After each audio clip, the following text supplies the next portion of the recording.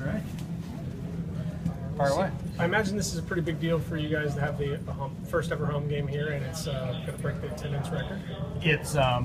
It's really fantastic. It's exactly what we anticipated, frankly, because we knew when we came out here. I was out here, I guess, October announcing this, and we had so much excitement about Orlando City as an organization, and Fabio and Phil and everyone's put so much energy against this, and a lot of excitement around this market. So we're thrilled. It's a fun night for us, clearly, between the crowd and the fantastic weather and the facilities and the two clubs. It's not just Orlando, but Houston should come in, and they're very excited. And they've got a certain Carly Lloyd as well, so it should be a really fun night for us. How significant or is it that you have a team here that you might have the record crowd tonight, and you're entering your fourth season, whereas previous two leagues never made it past 3? Yeah, look, it's very significant. And I think they've already announced the record, and it's going to continue to grow. There's a fantastic crowd out there still in line to buy tickets. So, and anyone who's listening should come out anyway. It's going to be a fantastic night. But it's very significant. We're proud of being in our fourth season, and we take a lot of pride in that. We also are respectful of the leagues that came before us. I mean, everything has its time and place. I think timing certainly wasn't great in 2008, et cetera. So we're proud of what we've been able to achieve. It's on the backs of a lot of people who worked tremendously hard to get here, and there's a lot more we can do. I think the exciting part is this is just part of a process and a journey to continue to grow and build, and we have a big future in front of us as a league and these organizations. Does seeing an expansion team enter the league at such a high level and with such high expectations, breaking the record already, does that change anyone's perspective or give you guys any hope for what the future might hold? I think both. I think it changes perspective. It gives you hope. It gives you ambition that there's more to be done and more to achieve.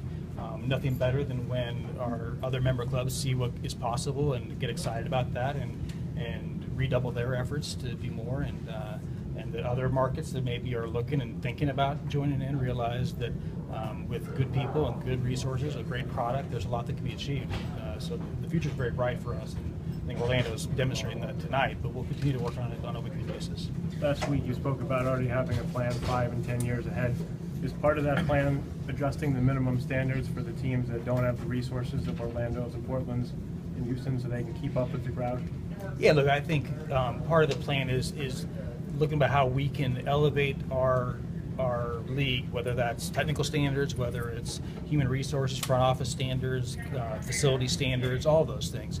We have to be mindful that that's going to be a process. It doesn't happen overnight, and I think certainly when you have an Orlando come into the market and you show what can be achieved in a very short period of time, that's really exciting, but we have to keep that in context. Not everyone can do what Orlando did overnight, so we have to balance those things. But we have a lot of optimism for the future. We know that if we put our collective heads together and collective will together, that we can achieve a lot together. And so yes, it's all part of that plan.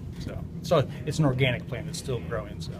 Does the league have any time frame of implementing a rule that would allow teams to sign international talent that normally would not be able to go because of the salary caps?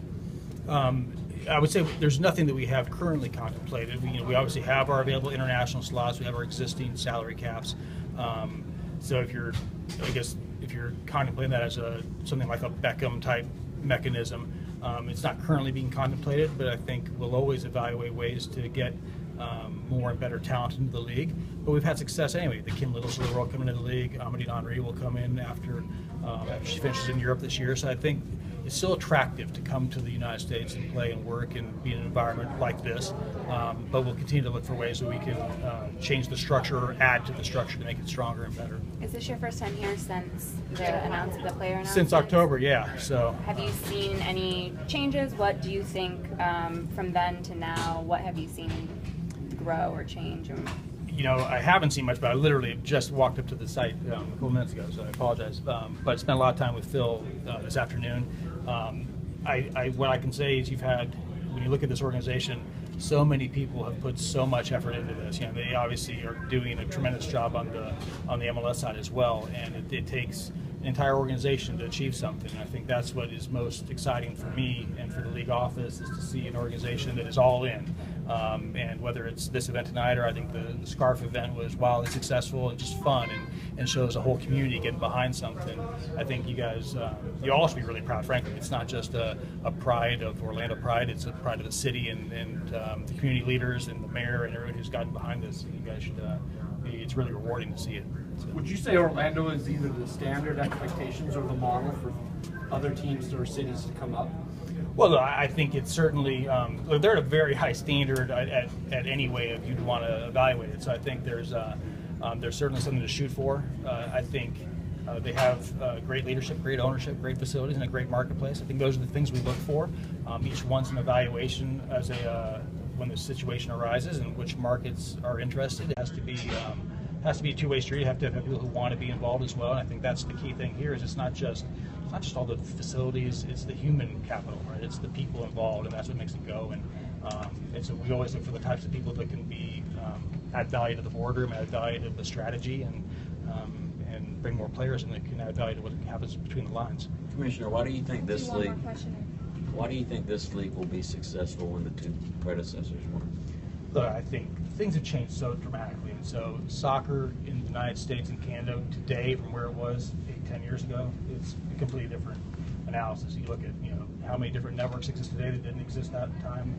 We're on ESPN or Fox, on MLS, we're on Fox Sports 1, and so it's just a different world. That helps tremendously. Just the conversation around soccer is everywhere. Millennials love our sport, the availability of our sport, whether it's on YouTube tonight or on a mobile phone.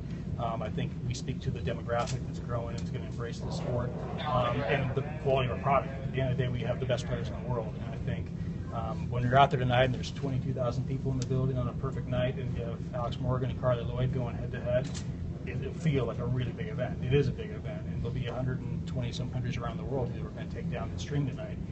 So that's exciting, and so it's the future is very bright for us.